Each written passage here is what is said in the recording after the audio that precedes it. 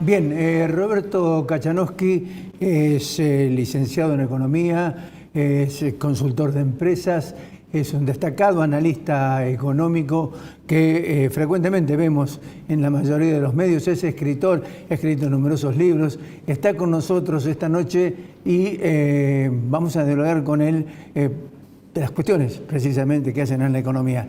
Roberto, ¿qué tal? ¿Cómo le va? Muy buenas noches. Buenas noches, ¿cómo están ustedes? ¿Cómo anda usted? ¿Bien? Acá estamos con Bien, Alfredo bien, gracias. Blanco tratando de develar algunos temas económicos para ver si concretamente se le puede encontrar alguna solución. Y como primera pregunta a mí se me ocurre que si solamente con un plan plurianual, con el diálogo y con algunos detalles peculiares que tiene el gobierno con la oposición, ¿se puede llegar o puede avanzar la Argentina hacia un periodo de crecimiento teniendo en cuenta la base de sustentabilidad que tiene hoy con índices macroeconómicos e índices socioeconómicos realmente muy preocupantes? Sí, yo creo que los planes plurianuales en general no funcionaron. Recordemos el primer plan quinquenal de Perón, allá por 1950, el primero fue del 46, si yo no recuerdo, 47 al 52. Él llega con la economía destrozada, en el 52 larga el segundo plan quinquenal, digamos, tuvo que cambiar el rumbo, bueno, después lo sacaron. Después, cuando vuelve al poder en el 73, se lanza el plan trienal, que también fue un fracaso porque era lo que hizo José Belgelbar, que terminó en el Rodrigazo. Y como último recuerdo, les cuento que en noviembre del año pasado este mismo gobierno anunció un plan plurianual que mandó al Congreso y que nunca aplicó. Así que ahora lo que tiene que hacer es pasar el plumero y corregir los números de algo que se hizo hace un año. Yo no creo en estas cosas porque en rigor creo más en un marco institucional que genere el atractivo para atraer inversiones y de esta forma poder crecer. Son dos cosas distintas. Uno, la reactivación, otra es el crecimiento. Reactivar es poner en funcionamiento una máquina que no estoy usando. Crecer es, tengo una máquina que estoy funcionando al 100% y le agrego otra más para producir más todavía. Y Argentina lo que es una máquina de espantar inversiones. Por la carga tributaria, por lo antiguo de la legislación laboral, por la ausencia de un sistema monetario, por estar aislada del mundo. Nadie va a invertir en un país con 44 millones de habitantes o 45 millones, donde la mitad es pobre, indigente, desocupado. ¿Qué necesidad de inversión tiene para si no hay que hacer mucho volumen para un mercado de esas características? Entonces, me parece que acá hay que trabajar en dos campos. Uno es cómo reformar el Estado, reformar el sistema tributario, tener un sistema monetario, desregular la economía, incorporarla al mundo, etc. Y después fijar las reglas de juego que vamos a tener hacia el largo plazo. Uno, ¿qué vamos a hacer? ¿Vamos a seguir de espaldas al mundo o vamos a, viviendo con lo nuestro, o vamos a intercambiar, vender, exportar, importar, etcétera, como para generar volumen? ¿Vamos a castigar al que invierte y al que trata de desarrollar su capacidad de innovación o lo vamos a castigar? En fin, las reglas de juego básicas sobre las cuales se tiene que definir el futuro de la Argentina, ¿no? Si vamos a seguir con las viejas reglas, donde en la Argentina todos nos saqueamos entre todos, donde usamos al Estado para que saque a otro y me dé a mí, eso no tiene futuro. Eso es lo que hay que discutir. ¿Cuál es la Argentina en última instancia que vamos a buscar? Roberto, Sí. buenas noches. Mencionabas recién un par de veces la palabra monetaria, ¿no? Sí. Y creo que es hoy me parece que lo he visto hoy en el Infobae, una columna Sí. de opinión donde hay una pregunta muy interesante sobre la cuestión monetaria cuando haya condiciones para hacer una reforma monetaria, digamos. Pero en la profesión estamos como con miradas distintas, quienes creen que hay que caminar hacia una idea que fue muy popular, me parece, hace algunos años, que es la independencia del Banco Central, hacia una dolarización o hacia una competencia de monedas, ¿no? ¿Cuál de esas alternativas, suponiendo que se generan las condiciones macro e institucionales necesarias, cuál de esas alternativas se le ocurre mejor? Y le agrego una segunda pregunta, ya que por el mismo precio, digamos. En mi columna de hoy yo le puse de título, le guste a quien le guste, ¿se viene el ajuste? Me gustaría también una reflexión sobre si vamos inexorablemente a un ajuste o el gobierno es capaz de a lo mejor romper con el fondo y entrar en una situación que nadie sabe bien dónde termina. Le contesto primero la primera, porque hoy publiqué justamente una nota en Infobae, donde presento las 3 opciones que a mí se me ocurren que hay hoy, porque Argentina hoy no tiene moneda. En eso no sé si estamos de acuerdo, no tenemos moneda. Entonces, ¿cómo hacemos? La propuesta de Martín Tetaz es sacar una ley nueva para modificar la carta. Recordémosle a la gente que el Banco Central se maneja con una carta orgánica, ¿sí? Que le pone ciertas restricciones para financiar el Tesoro, por ejemplo. Ahora, eso es una ley. Y en la Argentina sabemos muy bien que los políticos no son muy proclives a respetar las leyes que ellos mismos sacan. Recordemos en el año 2001, cuando sacaron la ley de intangibilidad de los depósitos, ¿sí? Entonces, al poco tiempo estaban tocándolos, estaban poniendo un corralito y especificando, etc. Así que en Argentina yo creo que es tan baja la calidad institucional de respeto por las leyes o las normas, que una medida de ese tipo no tendría demasiada confianza. Es como si yo le dijera hoy, volvamos a una convertibilidad. Yo no sé si la gente lo creería. Dolarizar hoy, el problema que tiene es que usted casi no tiene reservas en el Banco Central. Y en el pasivo, usted si dolariza tiene que rescatar todos los pesos que hay de circulación, más todas las letras de liquidez, todos los pasivos remunerados que tiene el Banco Central. Esos son 4,3 billones de pesos, más 3 billones y más o menos y algo de base monetaria. Está más o menos en 7 billones de pesos que tendría que rescatar con 7.000 millones de dólares si es que llega con toda la furia. Así que le estaría dando un tipo de cambio de 1.000. Si está dispuesto a pasar de 100 a 1.000, o sea, multiplicar por 1.000, hay que tener coraje político, ¿sí? Entonces, a mí se me ocurrió que lo mejor es que se intente eso de la carta orgánica, pero quitarle el curso forzoso al peso y darle curso legal al resto de las monedas. Yo creo que en última instancia la Argentina va a terminar dolarizando la economía, de hecho, va a elegir el dólar, ¿sí? O sea, no. Y el Banco Central se va a morir por inanición. No hace falta dinamitarlo, como dicen algunos. Se muere solo si no produce una moneda de buena calidad, en un sistema de competencia de moneda. Así que esa es hoy en día me inclino más por esto, porque el Banco Central no tiene reservas para dolarizar. Además, ahí hay un problema de cómo fijo el tipo de cambio al cual voy a entrar en la dolarización, ¿no? Si quedo muy alto, protejo la economía; si quedo muy bajo, incentivo las importaciones. En fin, tengo problemas. Lo del ajuste.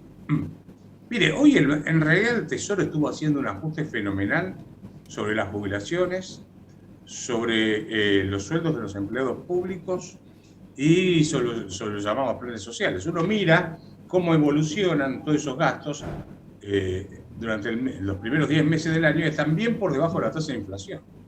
O sea que hay un ajuste. Pero por el lado porque hay inflación, digamos. Claro, porque la inflación para el gobierno es un instrumento y un problema al mismo tiempo. Es un problema político, pero además es un instrumento al estilo Duhalde, digamos, la gran Duhalde, que licuó el gasto público. ¿Qué hizo? Hizo una llamada inflacionaria, ajustó las jubilaciones por debajo de la tasa de inflación y más o menos logró el equilibrio fiscal, dejando de pagar también los intereses de la deuda. Entonces, ese no es el tipo de ajuste en el que uno debería entrar. A ver, lo que uno debería hacer es una gran reforma del Estado para atender al equilibrio fiscal en el largo plazo, ¿cierto? De la otra manera, lo que está haciendo es licuar transitoriamente el gasto público hasta que la gente no tolere más y entonces va a tener que dar un aumento y se le va a desbordar de nuevo el gasto público. Yo la verdad es que el ajuste hoy lo están haciendo. Lo están haciendo. Lo que deben hacer es una reforma, más que un ajuste. Una reforma del Estado para bajar el gasto público en muchos sectores que se pueden, ¿no? Ahí quería llegar sobre las responsabilidades políticas, Roberto. Anoche, curiosamente, vi a Carlos Pañi y Pañi rescató precisamente una parte del discurso de Perón en el año 73, 74, donde se quejaba de que debían 7.000 millones de dólares en ese momento, pero debían una deuda interna de 30.000 millones. Es decir, se están dando exactamente las mismas circunstancias y no salimos prácticamente del pantano jamás. Bueno, a ver, la deuda interna o la interna o la externa, ¿no? Recordemos que en la Argentina hoy la deuda interna es muy grande, sobre todo la del Banco Central, que es impagable. Porque el Banco Central pasó de deuda que emitió en LELIX y en pases de 1 billón de pesos, billón, ¿no? Con B larga, que recibió de Macri a 4,3 billones, multiplicó por 4 la cantidad de deuda del Banco Central. Y aclaremos que el Banco Central no puede pagar esa deuda, no está en condiciones de pagarla, ni el capital ni los intereses, porque no tiene ingresos para poder pagarla. La deuda surge porque hay déficit fiscal. Y hay déficit fiscal porque la sociedad no está dispuesta a pagar este nivel de gasto público que tenemos hoy en día. Corrija este nivel de gasto público por calidad de gasto público, la seguridad que usted recibe del Estado, cómo funciona la justicia, cómo funciona la educación pública, cómo funcionan los hospitales, y el gasto público en Argentina tiende infinito cuando lo corrige por calidad, ¿no? Entonces, la deuda surge del déficit fiscal. Y el déficit fiscal es consecuencia de que el Estado gasta más de lo que recauda, a pesar de que hoy está matando a la gente con impuestos, ¿no? Aprovechando este tema del gasto, ¿qué tan factible, qué tanta sustentabilidad política puede tener ajustar por el lado del gasto, que sería la forma de reducir el déficit y eventualmente en algún momento reducir la presión fiscal? Pero digo, ¿no hay riesgos políticos habida cuenta de la inflexibilidad del gasto? Si uno mira el gasto, bueno, Roberto, usted sigue mucho las cuentas del sector público, tenemos un porcentaje que debe estar cerca de los 2/3 de gasto social.